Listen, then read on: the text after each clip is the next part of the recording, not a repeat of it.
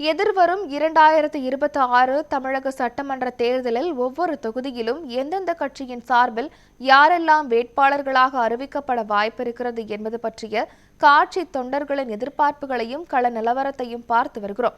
அந்த வரிசையில் கள்ளக்குறிச்சி தொகுதியில் எந்த கட்சியில் யாருக்கெல்லாம் வாய்ப்பு என்பதை விளக்குகிறது இந்த செய்தி தொகுப்பு.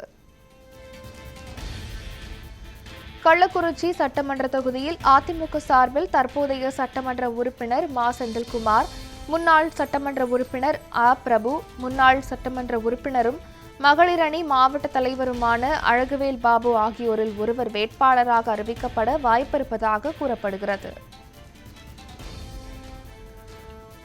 திமுக சார்பில் மாவட்ட துணை செயலாளர் காமராஜ், மாவட்ட பிரதிநிதி பெருமாள் இடையே யார் வேட்பாளர் என்கிற போட்டி நிலவுவதாக அக்கட்சியினர் கூறுகின்றனர்.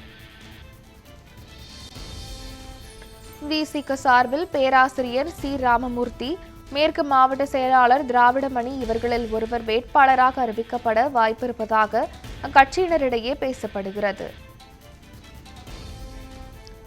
பாஜக சார்பில் சட்டமன்ற தொகுதி அமைப்பாளர் நி ராஜேஷ், மாநில பட்டியலணி செயலாளர் சண்முகப்பிரியன் இருவரில் ஒருவருக்கு அக்கட்சி வாய்ப்பளிக்கும் என்று அப்பகுதியினர் எதிர்பார்க்கின்றனர். காங்கிரஸ் சார்பில் முன்னாள் மாவட்ட தலைவர் இளையராஜா, வட்டார தலைவர் சரண்ராஜ் ஆகியோரும் யார் வேட்பாளர் என்கிற போட்டியில் உள்ளனர். நாம் தமிழர் கட்சியை பொறுத்தவரை நாகம்மாள் ராஜ்கோடி ஏற்கனவே வேட்பாளராக அறிவிக்கப்பட்டு தேர்தல் வேலைகளில் ஈடுபட்டு வருகிறார்.